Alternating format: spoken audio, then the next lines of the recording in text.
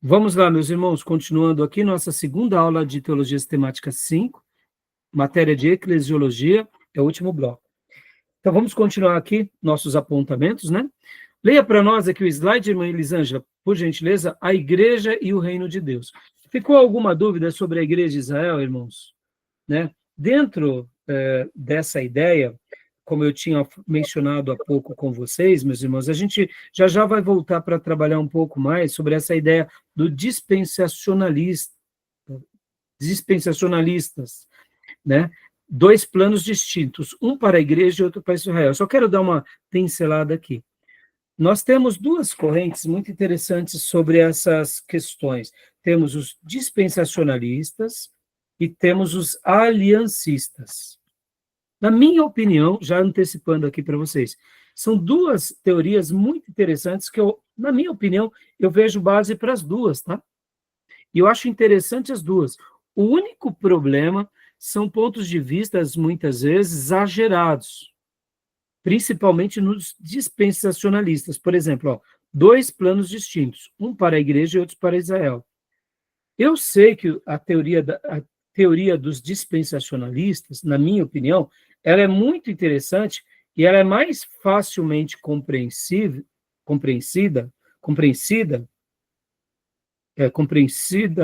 acho que é essa palavra. Nós compreendemos melhor por causa do advento da nação de Israel em 1948. Então, o que seria, em resumo, a questão da dispensação? É que Deus ele vai fazendo as coisas por dispensações. Por exemplo, quando Deus cria o Éden, é a dispensação da inocência. Então, Deus cria o homem e a mulher, e ali o homem está vivendo antes de pecar. Então, está na dispensação da inocência. Aí o homem peca, aí vem a dispensação da consciência. Entenderam?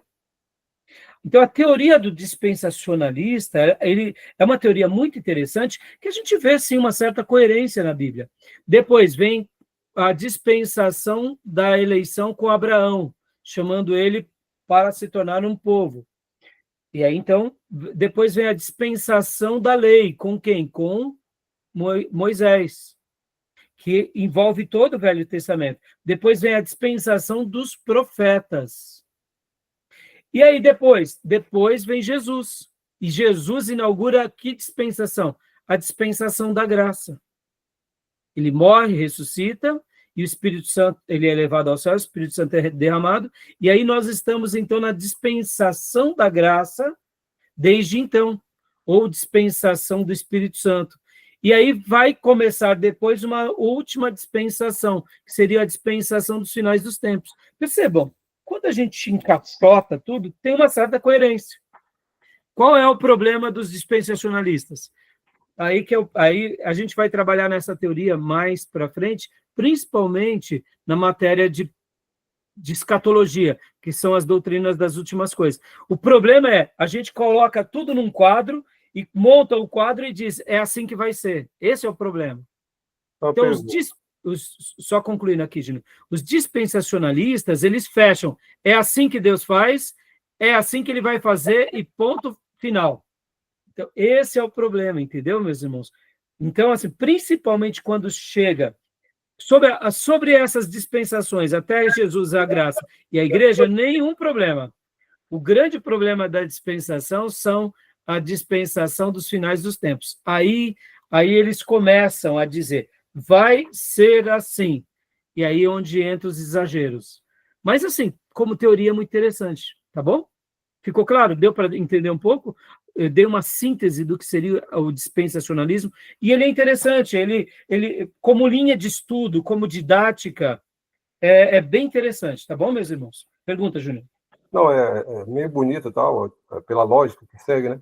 Mas disse que no primeiro momento, era o princípio da inocência, o segundo, da consciência. Aí eu pergunto, Adão e Eva não tinham consciência antes de pecar? Se eles tinham livre-arbítrio? Não, tinha. A gente... É assim, né, Júnior? A gente faz o corte pela didática, sabe? Sim. Entendeu? Então, eu estou dando aqui da consciência, mas eu poderia ter falado, é a dispensação da queda, né? Ah, Entendeu? É isso, né? Mas só é didática, Júnior, né? tá, Entendeu? sim. E aí, voltando, temos o dispensacionalismo e temos os aliancistas. O que seriam os aliancistas? Aliança com o Éden. Ó, tem a ver ou não tem? Tem. Aliança com Noé, aliança com Abraão, aliança com Moisés, aliança com os profetas e a nova aliança com Cristo. Tem a ver ou não tem? Eu gosto muito mais do aliancismo, porque a Bíblia dá muito mais destaque a isso. Mas Sim. os dispensacionalistas são interessantes. E como ferramenta de estudo, e como ferramenta de análise, eu acho muito interessante. Mas, assim, abre certas lacunas. Já o aliancismo, não. O aliancismo está mais baseado no que a Bíblia mesmo revela, tá bom? Tá bom? Joia. Então, assim, sobre essa questão, depois vocês vejam no livro texto, né, quando ele fala aqui, por exemplo, sobre os dispensacionalistas progressistas. Agora, olha só que interessante. Nos dispensacionalistas, dois planos distintos, um para a igreja e outro para Israel. Professor, o que o senhor acha? Eu acho que horas tem sentido isso, mas hora não tem sentido. Tem algumas coisas que faz sentido.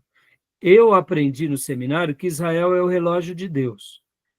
De uma certa forma, eu concordo. O que está acontecendo em Israel vai muito mais além do que passa na cabeça do primeiro-ministro, do presidente, dos judeus religiosos. Na minha opinião, está dentro da soberania de Deus. E o que está acontecendo com Israel tem a ver com os sinais dos tempos. Então, eu, particularmente, acredito, sim, que Deus tem um plano para Israel. Só que eu não faço essa leitura envesada, de que Israel já está eleito, de que Israel está certo. Não, não. Não. Muitas atitudes de Israel são questionáveis, atitudes do Benjamin Netanyahu são questionáveis, né? Muitas coisas, porque são líderes políticos, meus irmãos. Mas que a soberania de Deus abraça eles, abraça, é óbvio. Deus está no controle de tudo? Tá, por exemplo, eles terem se estabelecido como povo em 1948 é um milagre? Claro que é. Quer ver outro milagre que vai acontecer? O templo vai ser construído. Está na Bíblia. Então, Deus tem um plano com Israel? Claro que tem. Agora, o problema são os exageros. Estão entendendo? Os Qual, exageros. As leituras livres demais. É aí que é o problema. Fala, Júnior. qual Israel? Porque não é herança por descendência, é espiritual. Então, na matéria de escatologia, a gente vai trabalhar e vai delinear melhor, tá bom? E aqui, ó, nos dispensacionalistas progressivas, sem distinção entre a igreja e Israel, ou seja, tem um grupo que não vê distinção nenhuma. Como eu disse, no que se diz respeito à salvação, eu não vejo distinção nenhuma, mas no que se diz respeito a questões políticas, a questões até geográficas, eu vejo algumas distinções. Então, perceba, irmãos, são coisas que a gente vai estar estudando aqui, e não tem problema, são pensamentos, tá bom? Só quis fazer esse comentário para a gente dar uma aprofundada, tá bom? Então, agora aqui, então depois, qualquer dúvida, me perguntem, tá, irmãos? E vão tomando nota no livro texto de vocês, porque qualquer dúvida, a gente volta para eles, tá bom? Vamos lá, meus irmãos. Antes de entrar aqui na Igreja e no Reino, eu queria ler só mais um texto do Gruden, aqui, um texto do Gruden. Página 722. Leia para nós, Beatriz, por gentileza, o penúltimo parágrafo. De modo semelhante, aliás, o segundo parágrafo, o capítulo 8 de Hebreus, leia para nós, por gentileza. Página 722. Isso. O capítulo Só o primeiro. 8 de Isso. Hebreus apresenta outro forte argumento para que a igreja seja vista como receptáculo e cumprimento das promessas do Antigo Testamento com respeito a Israel. No contexto da Nova Aliança, a qual os cristãos pertencem, o autor de Hebreus faz a citação extensa de Jeremias 31, do 31 ao 34, em que diz: Eis aí vem dias, diz o Senhor, que firmarei com a casa de Israel depois daqueles dias, diz o Senhor. Na sua Isso. mente imprimirei as minhas leis, também sobre o seu coração as escreverei, e serei o seu Deus e eles serão meu povo. Joia, até bom, até aí. Era só mais essa primeira parte, eu esqueci de te dizer. Essa primeira parte, Beatriz, né, que o capítulo 8 de Hebreus apresenta outro forte argumento para que a igreja seja vista como receptáculo. É super interessante essa expressão. Receptáculo, tá bom, meus irmãos? Guardem essa expressão, tá? E agora, leia para nós o próximo parágrafo, pode ler ele completo? De maneira semelhante? De maneira semelhante, Tiago escreve uma carta geral para muitas das primeiras igrejas cristãs, e diz que está escrevendo às 12 tribos que se encontram na dispensação. Tiago 1:1. Isso indica que ele, evidentemente, vê os cristãos do Novo Testamento como sucessores e como cumprimento das 12 tribos de Israel. Olha só, então percebam que aquilo que nós falamos há pouco, dando a perspectiva de que a igreja, ela representa agora o Israel de Deus, não físico, mas espiritual, não está errado. Concordam? O que vocês acharam dessa afirmação do Gruden? Eu, particularmente, concordo e vejo que tem base. Ó. A maneira em que Tiago escreve, ele escreve as 12 tribos de Israel. Mas ele está escrevendo a igreja. Por quê? É aquilo que nós falamos. Deus continua a sua obra espiritual entre os seus. Ora, era a tribo de Israel lá atrás. Agora, nos dias aqui de Tiago, vocês têm que se lembrar do seguinte, que Israel vai para o cativeiro, e quais são as tribos que lá no cativeiro babilônico se são preservadas? Quantas tribos no cativeiro babilônico são preservadas? Porque no cativeiro assírio foram misturados, lembra? E viram samaritano. E no cativeiro babilônico? Quantas tribos foram preservadas? Quem é que vai para o cativeiro babilônico? Que tribo que é? A do rei? Sim, de Judá. E dentro da tribo de Judá, tinha que quais tribos ali, de uma forma assim, vamos pensar, bem significativa? Tinha a tribo de Judá, que se misturou com a tribo de Benjamim, então poderíamos dizer que Benjamim é Judá, né? Se torna Judá. Tínhamos também os sacerdotes, que é a tribo do quê? Dos levitas. Então, 2 tribos foram preservadas em Judá. Mas vocês vão se lembrar que os reis de Israel, naqueles períodos de avivamento, eles abrem novamente a possibilidade de outras tribos se unirem a Judá. Então, num primeiro momento, a tribo de Judá, ela acaba representando todas as demais tribos de Israel. Alguns judeus das demais tribos acabaram sendo incorporados na tribo de Judá. E os sacerdotes, que eram levitas, se mantinham ali. Então, quem é que vai, em tese, na sua grande maioria, para o cativeiro babilônico? Judá. Mas as outras tribos também vão. Tem o remanescente.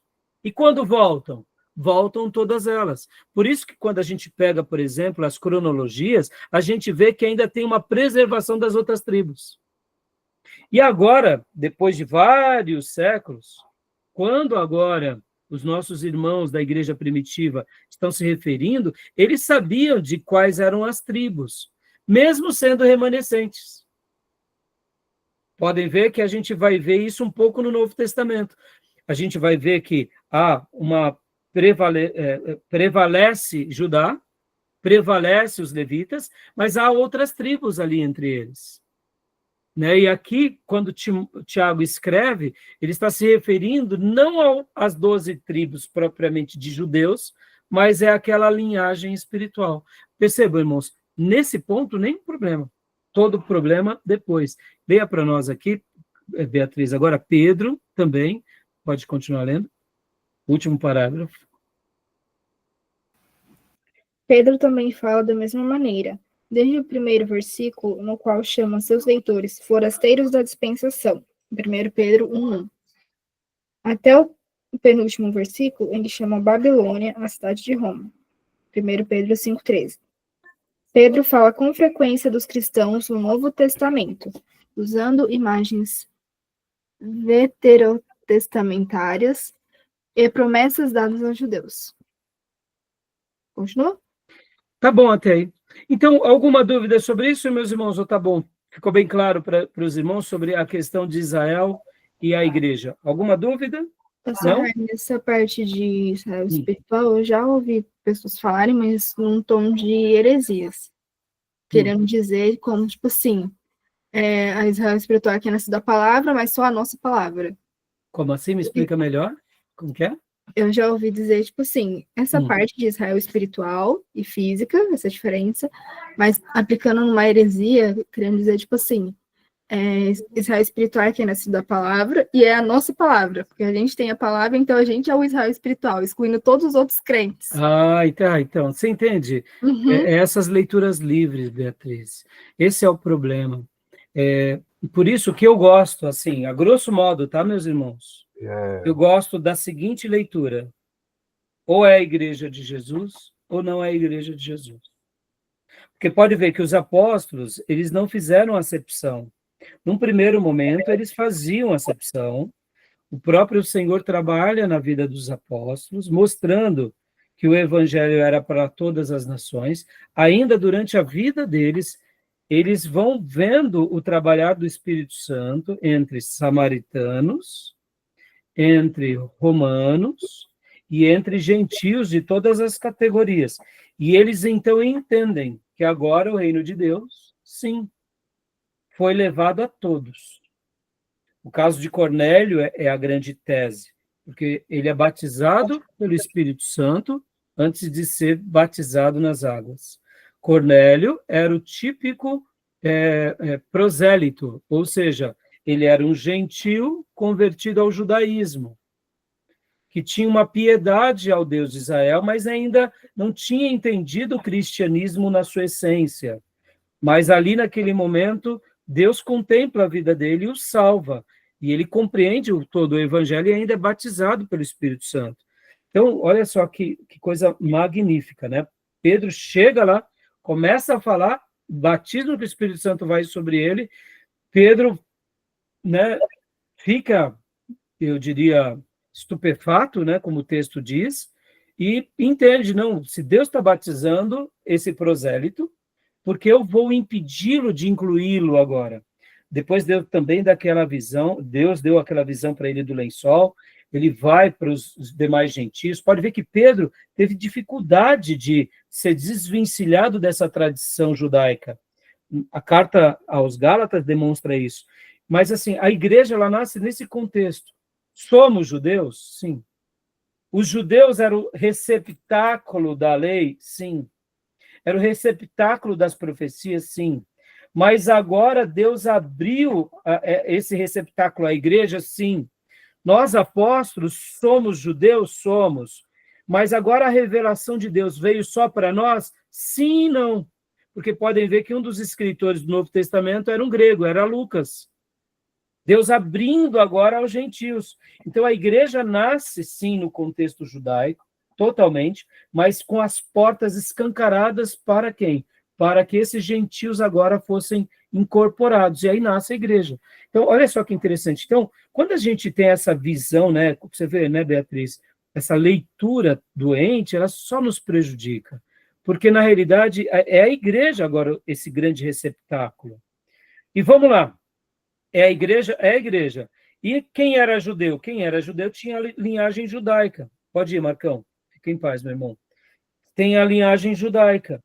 O judeu, por exemplo, que pode ver que Paulo, ele sabe circular bem essa... Paulo é o grande equilíbrio, Beatriz e irmãos. Paulo é o grande equilíbrio. Porque quando ele ganha para Cristo Timóteo, e depois ele ganha Tito, como ele se comporta com Timóteo e com Tito? Ele age com equilíbrio, porque Timóteo, por exemplo, ele tinha mãe judia e pai grego. E o que Paulo faz, então? Paulo, então... Tito era grego. Hã? Tito era grego. Tito era grego, né? E no caso, Timóteo tinha um pai grego, né, Júnior? Sim. Então, o que Paulo faz? Para que Timóteo agora também fosse uma voz entre os judeus, Paulo fala para ele fazer certas práticas de judeus, porque ele tinha filiação. Agora, quando Paulo ganhava somente um gentil, Paulo não fazia com que o gentil virasse judeu. Perceba, na cabeça dos apóstolos, segundo a revelação, era muito claro que o projeto agora é a igreja. Essa igreja nasce com o Salvador, que é judeu, com os apóstolos, que são os últimos a traçarem a revelação, mas eles incorporam. E essa incorporada não altera a essência, né? Então, pode ver que a igreja primitiva não tinha nenhum problema. Foi resolvido logo nos primeiros anos essa questão, e a igreja nasce e cresce de forma saudável, né? Ou seja, a história do cristianismo tem a ver com o Cristo, que é o grande Salvador, mas esse Cristo é judeu, logo tem a ver com o povo de Israel, tem a ver com o Velho Testamento. Ou seja, não tinha nenhum problema. O problema vai ser o que as leituras erradas que o romanismo vai fazer, tentando apagar os judeus da história, criando agora um cristianismo sem judeu. Esse é o problema. E os judeus também, de certa partida, puxando tudo para o seu judaísmo. Percebam, as tensões, geralmente, elas estão mais ligadas à política, né? O próprio Abraão era gentil. Exatamente. A gente vem na linhagem da fé de Abraão, e não de herança, porque Jesus deixou bem claro para o fariseu, destaca bem o Zaqueu e outros mais, que são herdeiros pela fé, não por herança. Porque até das pedras Deus pode dar filho a Abraão, Jesus falou. Exatamente. Fariseu. E a graça, como a Beatriz falou, tem igreja que tem uma compreensão totalmente deturpada, que acha que a graça de Deus é uma propriedade, é uma patente exclusiva deles. Completamente absurdo. E aí onde nasce as seitas, né, Júnior? Porque o que é uma leitura livre e exclusivista é a mesma coisa que os católicos fizeram. Exato. Eles pegaram um ponto, se ficaram num ponto e negam os outros pontos. Por isso que nós, Beatriz, né, não podemos falar se uma pessoa está confessando Jesus como Salvador e crendo na palavra de Deus, é um filho de Deus. Ah, pastor, mas ele tem um jeito tupiniquim. Tudo bem. Tudo bem. Mas ele é estranho. Ele ama Jesus? Ama. Ele pratica a palavra de Deus, crê na palavra de Deus. É o nosso irmão. Mas o batismo dele é meio esquisito. Não tem problema. E Deus vai ajustando. Assim como Deus nos ajusta, ajusta eles, né? Tá bom? Para a gente encerrar, Beatriz, você parou aonde, Fia, no texto? Só para a gente... Eu ia ler a Igreja e o Reino de Deus, mas a gente vai parar aqui, que eu quero fazer um debate, né, sobre essa página 723. Você tinha lido até?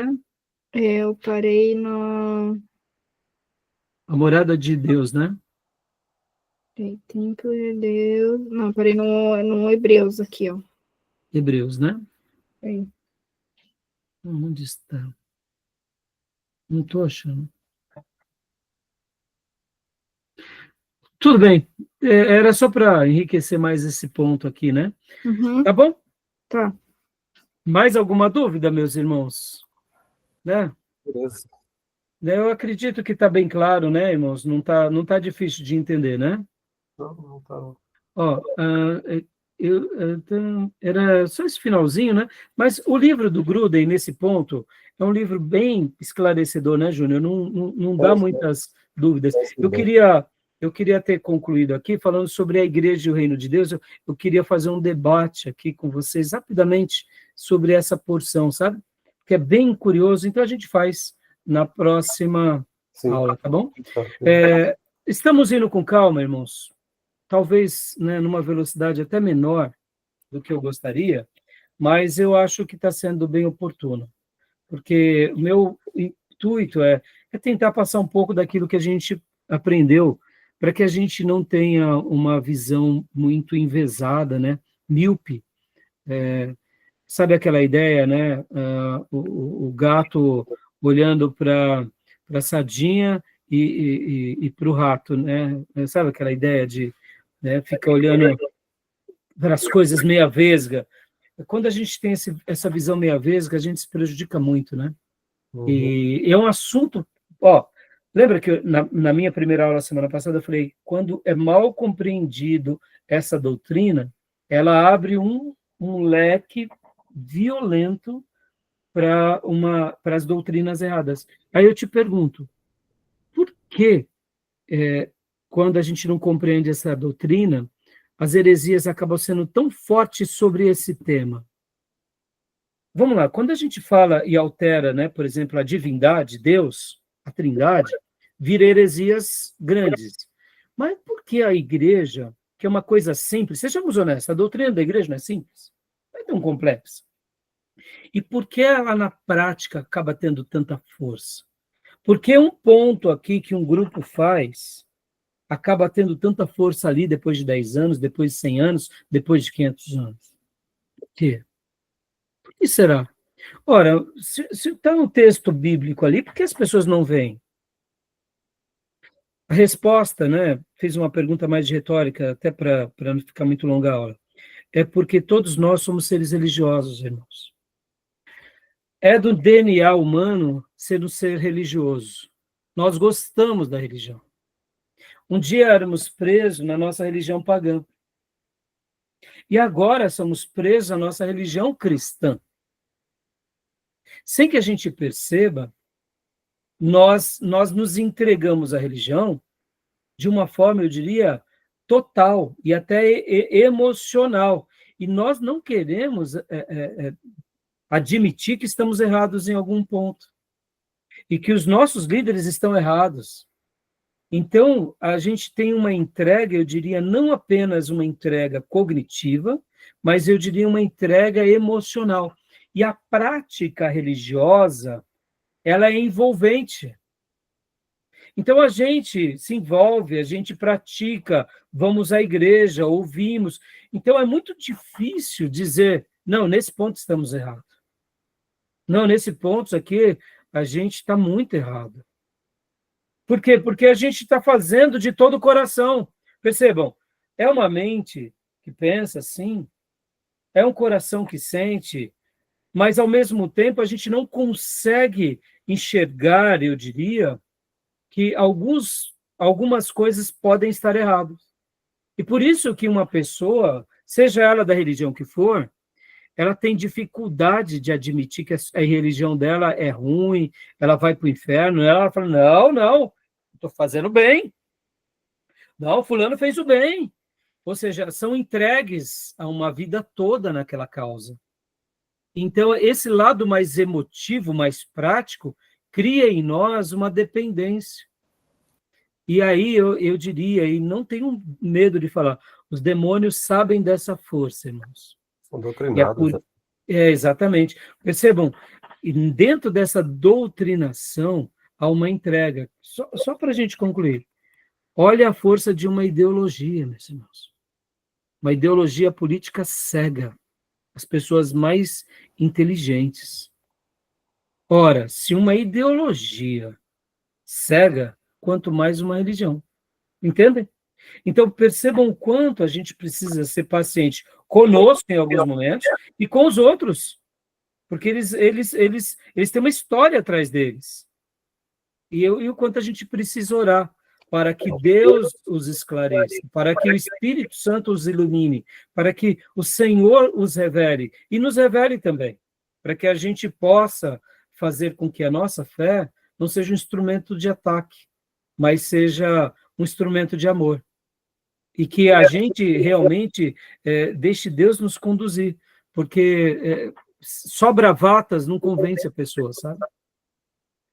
Tá bom, meus irmãos, então paramos aqui. Paramos a igreja e o reino de Deus, tá? É um assunto legal, né, sobre a igreja. E a minha preocupação ainda é a mesma, viu? Eu vou bater nessa tecla aí.